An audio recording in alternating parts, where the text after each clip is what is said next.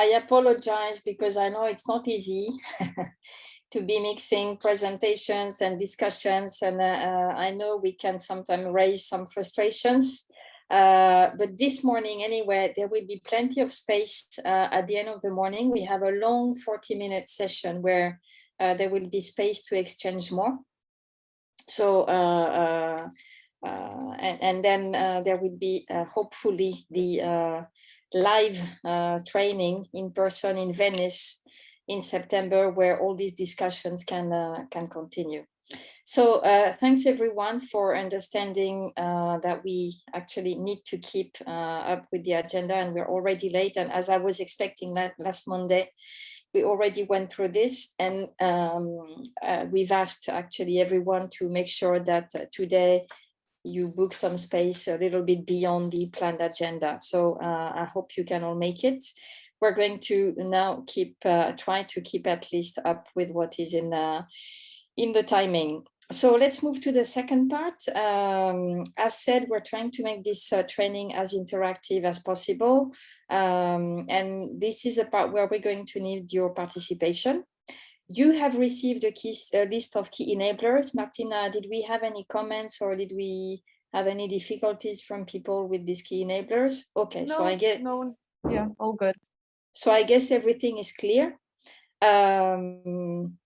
So what will happen is that now we're going to listen to a series of case studies, which somehow illustrate what Dania and Andrea introduced.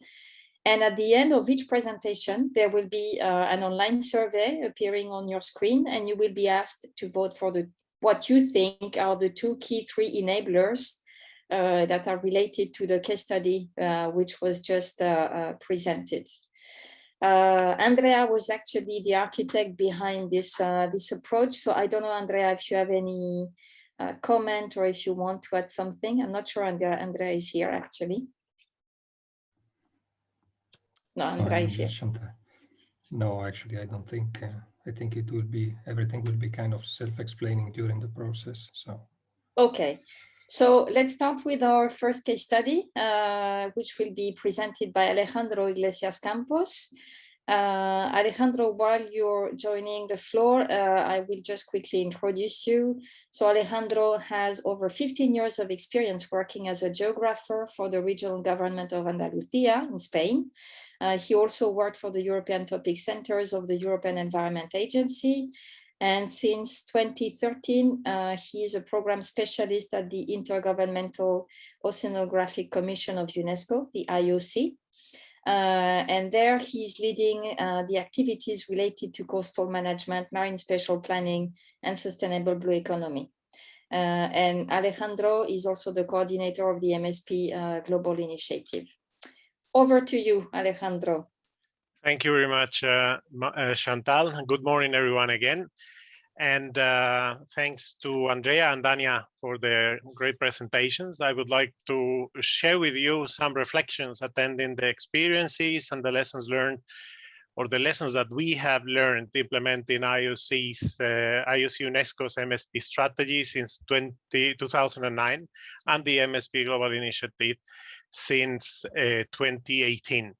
The MSP Global Initiative itself is led by IOC of UNESCO with the support of the European Maritime and Fisheries Funds of the European Union, and promotes ecosystem-based approaches at the global and the regional scale through internationally accepted guidance on marine spatial planning in support of strategy on sustainable blue economy.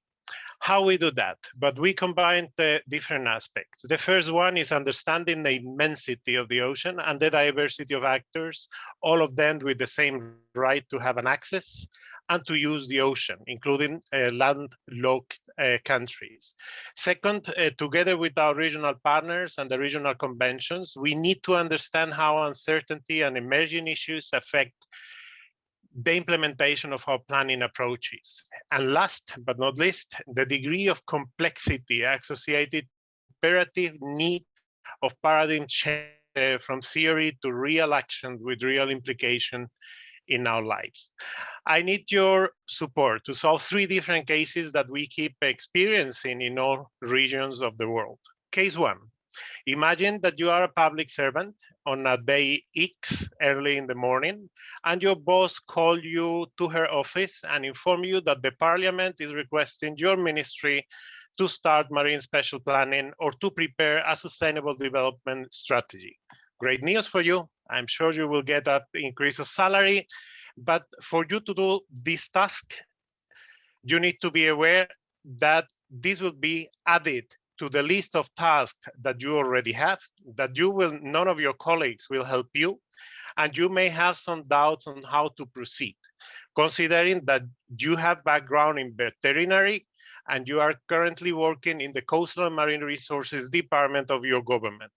How would you overcome all these limitations for you to start planning the marine resources in your country? This is a case one. Let's go to case two.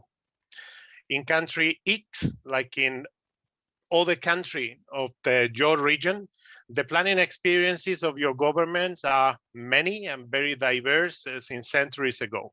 But the policies and their implementation has the multiple temporal and spatial scales. They are fragmented. Some of them have objectives to reach, which are contradictory to other type of policies, even those established by this very same ministry. And this creates uncertainties, and these uncertainties increase at the same speed than the maritime conflicts, because emerging issues are not regulated yet. And after each election, the government changed the names of the ministry, changed the institutional competencies, and the state transversal policies are not effective anymore. What are the basic enablers from your point of view to address these challenges?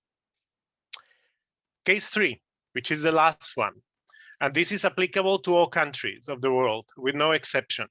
Why do you think we insist talking about promotion, about the ocean literacy, about participatory processes, and we end up always having the same people, the same institutions, the same representative of the academia in all our events? How many times have these workers that you see in the slide,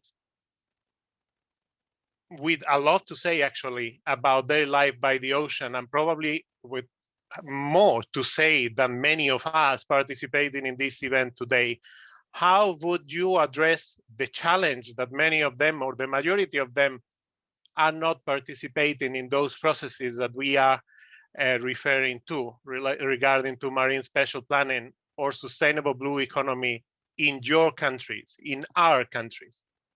That would be all from me. Thank you. Thanks a lot, Alejandro. So now I think it's you, Martina, managing the poll. Yes, correct. Let me launch the poll. So just to clarify, the enablers would be things that improve the existing process, or the things that are present in the existing process? The way we worked it out was to ask you to identify in the presentation of Alejandro, what in the list of these key enablers you think he was referring to. Yes, maybe it's just because I'm blonde, but I felt there were 3 case studies. So which one are we talking about? The 3, the whole The presentation. 3 of them. Okay, Yeah. so we need to find some that are common to the 3 of them. Exactly. I mean, common or not, but that you could understand he was referring to. Okay, let me share the results with you now. Okay, Alejandro, I will call you back to comment on the results. Mhm. And tell us first maybe which are the enablers you were referring to, and then maybe comment on what we see.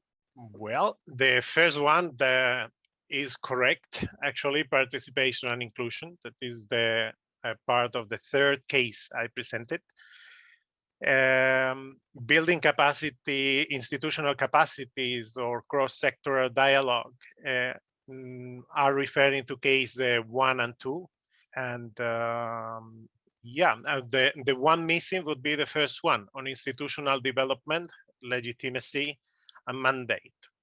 This will be in order to introduce that the multi-policy or the multi-sectoral perspectives are reducing the fragmentation that we have in marine or maritime policies in our countries.